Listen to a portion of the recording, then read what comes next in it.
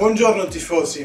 Voilà, ça y est, je me lance. J'ai décidé aujourd'hui de me lancer dans cette nouvelle aventure et de créer une chaîne dédiée au monde Juventus. Je me présente, je m'appelle Michelangelo, j'ai 35 ans et je vis en France depuis une dizaine d'années. On le sait, depuis quelques années, la Juventus est en train d'agrandir son branding dans l'Europe et dans le monde. Cette chaîne a pour but de vous apporter l'actualité de la Juventus à partir des sources directes italiennes, très proches de la société. Depuis des années, je suis maintenant différents sites d'information à thématique football et certains vraiment très proches du stade et de la Continassa. De plus, j'ai fréquenté beaucoup de sites et de forums qui relient les informations. Le problème principal est que les sources souvent sont pas fiables ou quand on lit un article, on a toujours un doute de pourquoi cet article a été écrit. Sans oublier bien sûr le bait-click, une technique visant à mettre un titre à sensation et que pour la plupart du temps s'avère être erroné, ou des phrases entre côtes qui ne sont pas des vraies citations, tout ça dans le but d'attirer l'utilisateur pour qu'il clique, et quand on arrive dedans, on voit qu'il n'y a pas un contenu de qualité, c'est juste une phrase tournée autrement par rapport au titre qui, dans le meilleur des cas, rectifie ce qui est écrit dans le titre, qui voulait dire tout autre chose. Par exemple, la chose vraiment la plus choquante que j'ai vue, c'est carrément un article, un tel joueur positif. On rentre dedans, et on découvre que tel joueur a une attitude d'esprit positive parce que dans une interview, il a dit je suis dans un état d'esprit positif.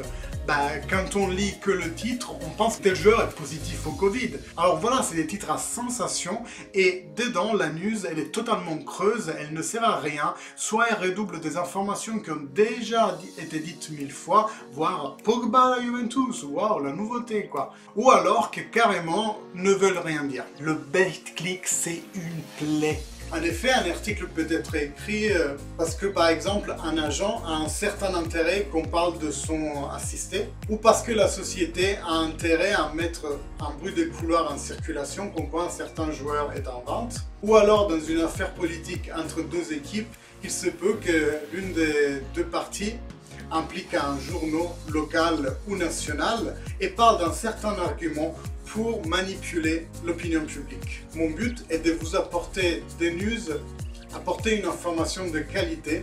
Quand il est possible, vérifier en cherchant plusieurs sources qui ont la même thèse ou la même théorie, mais surtout aussi vous apporter tout le contenu qu'on peut trouver aujourd'hui en langue italienne directement en langue française. Je me suis aperçu que beaucoup de monde porte aujourd'hui des t-shirts, des pulls, du branding Juventus sur ça, surtout des jeunes. Je me suis dit donc, ces gens ne parlent pas italien, auraient peut-être besoin d'une source plus proche d'eux, qui parle leur langue natale et qui leur apporte cette information de contenu auquel moi j'ai accès. C'est pas que j'ai accès parce que je suis spécial, c'est uniquement parce que je suis plusieurs comptes Twitter, plusieurs chaînes YouTube, mais vraiment plusieurs, beaucoup. Attention, j'ai aussi une vie. Souvent, j'écoute ça en background pendant que je fais autre chose, comme le ménage ou des corvées, ou quand je suis en voiture. Pourtant, je me rends compte qu'une certaine partie de mon temps libre est dédiée à suivre l'actualité Juventus en italien, et je me suis dit, ce serait cool que j'amène toute cette connaissance au jour le jour aux Français ou aux francophones. Et donc ça c'est le premier but de cette chaîne, suivre l'actualité de la Juventus et vous l'apporter au jour le jour. Ensuite je me suis dit ça pourrait être cool de parler d'histoire liée au monde du Juventus. Par exemple comment on a gagné un certain championnat, ou par exemple comment un certain épisode a pu marquer les esprits de telle façon qu'on en parle encore aujourd'hui. Voir le clash Ronaldo contre Giuliano, voir le goal de Montari et tous ces épisodes-là, je me suis dit ça serait cool qu'on en parle, comme ça des gens qui ont commencé à suivre la Juventus seulement récemment pourraient avoir accès à ces genres d'histoires et c'est toujours cool de les connaître. Ça va être le deuxième objectif. Pour le troisième objectif, bien sûr, on aura un regard aussi sur tout ce qui se passe dans la Serie A, dans le championnat italien, dans la Coppa Italia et dans la Champions League de façon globale, non pas forcément relié au monde de Juventus, parce que quand on parle de foot, c'est toujours un discours global qu'il est bien de tenir. Voilà les 3 premiers objectifs. Ensuite, comme 4e point, et c'est un peu relié au premier point parce que c'est de l'actualité, j'aimerais aussi vous apporter toutes les conférences de presse pré- et post-match de l'entraîneur et aussi des différents joueurs, analyser avec vous les mots et surtout l'impact que les mots peuvent avoir sur une certaine discussion ou à contrario, pourquoi un tel discours a été tenu. 5e, et non de moindre, j'aimerais traiter avec vous toutes les polémiques qui sont toujours autour du monde Juventus. Vous verrez, il y a être Juventino et être anti-Juventino. Donc beaucoup de tifosi des autres équipes sont aussi anti-Juventino parce que c'est devenu une façon de supporter ou insupporter l'équipe. C'est-à-dire beaucoup de monde éprouve un plaisir que je ne m'explique pas quand la Juventus soit fait un match nul, soit perd, ou alors quand elle est impliquée dans une discussion, par exemple, allez, ce qui s'est passé avec Suarez au début de l'année. Vous n'avez pas entendu? Ben, je vais vous en parler. Quand tu n'as pas gagné un seul trophée en 10 ans, ben, la défaite de ton ennemi forcément t'apporte une toute petite joie, toute petite et mesquine. 6e point, et non de moindre, alors je ne suis pas un match analyst comme métier, mais j'aimerais aborder avec vous des questions de tactique.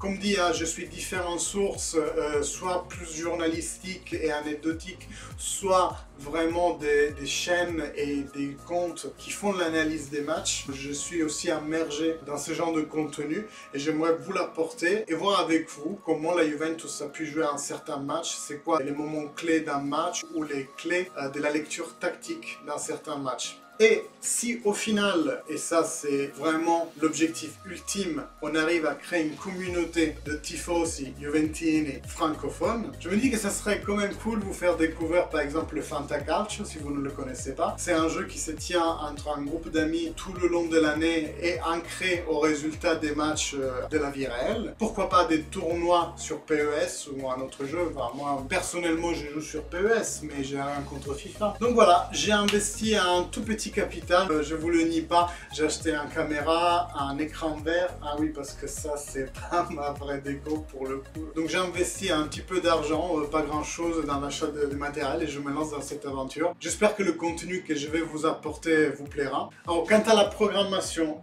j'ai une vie assez chargée, un métier prenant, notamment je pense que je vais enregistrer mes vidéos en profitant du fait qu'on est H24 à la maison, plutôt vers midi parce qu'il y a aussi une source de lumière naturelle et c'est pas négligeable. Je pense monter les vidéos dans la foulée le midi et après les mettre en ligne automatiquement à 18h pour que vous puissiez avoir un contenu le soir parce que si j'ai bien compris, la plupart des utilisateurs sont plutôt du soir. Comme dit, j'ai pas beaucoup de temps à dédier pour l'instant à cet hobby parce que j'ai un travail très prenant. Par contre, je pense pouvoir livrer, disons, 3 vidéos par semaine pour commencer. En plus, je suis en plein déménagement. Là, c'est plein de cartons, vous voyez pas. Mais c'est vraiment une période de ma vie où peut-être c'était pas le moment propice pour créer cette chaîne. Pourtant, même si pour ma vie ça ne l'est pas, je me dis que d'un point de vue de la société, c'est le bon moment parce qu'on est encore tous à la maison, parce que c'est la pause des équipes nationales en ce moment même. Donc j'ai un peu de temps pour faire les tests, le son, la configuration de la pièce et tout le reste. Donc comme dit, j'en suis au début, mais si j'ai bien compris, la plateforme YouTube, elle marche beaucoup avec les interactions avec les personnes qui voient les vidéos. Donc si le contenu que je vous propose vous plaît, je vous prie de ne pas oublier de mettre un petit pouce vert vert ou bleu, je sais pas, en tout cas un like sur la vidéo si elle vous a plu, de vous abonner en cliquant sur la cloche, comme ça vous serez toujours mis au courant par notification de tout le contenu que je vais poster, comme dit normalement si j'y arrive 3 fois par semaine. Je vous invite aussi à télécharger OneFootball dans le lien que vous trouvez en description. Et si j'ai bien compris, c'est un petit moyen pour moi aussi de monétiser ce que je fais parce que j'en suis au début et c'est totalement gratuit. J'ai aucune prétention pour le moment, mais je me dis que voilà, un petit lien sur OneFootball et si je peux leur faire un téléchargement et gagner un centime, un téléchargement, c'est déjà ça. Et qui sait, peut-être qu'un jour on pourra même regarder des matchs ensemble, en live. Donc j'ai créé aussi un compte Twitch qui a le même nom, Juventus Match. Et le suivre si vous voulez, mais pour l'instant, comme dit, je suis en plein déménagement. Peut-être qu'il n'y aura pas tout de suite des lives, ça viendra dans le temps. En tout cas, essayez de me suivre sur les deux plateformes, streaming, donc YouTube et Twitch. J'ai aussi un compte Twitter, toujours au nom de Juventus Match. Vous pouvez me suivre. Je vous laisse tous les liens, en tout cas, dans la description en bas. Voilà, c'est à peu près tout pour aujourd'hui. Je pense que je vais traiter deux arguments prochainement qui sont réellement importants pour ce qui va se passer dans les prochaines semaines. L'un, ça va être toute l'histoire des droits télé à partir de l'année dernière. Qu'est-ce qui s'est passé pendant la pandémie? Et aujourd'hui, tous les changements qui vont impacter le monde du football italien vis-à-vis du passage des droits de Sky à DAZN, et donc ça impacte aussi beaucoup de gens qui vivent en France, je pense. Et vis-à-vis du fait que bientôt il y aura le match Juventus-Napoli, je pensais aussi vous raconter toute l'histoire du début de pourquoi on en arrive à jouer l'aller du match la semaine prochaine, alors que c'est un match qui était prévu en début de saison. Voilà, merci beaucoup. Je répète, merci de liker, de me suivre. Merci vraiment de me donner un petit coup de pouce dans le démarrage de cette chaîne. Et je vous dis à bientôt.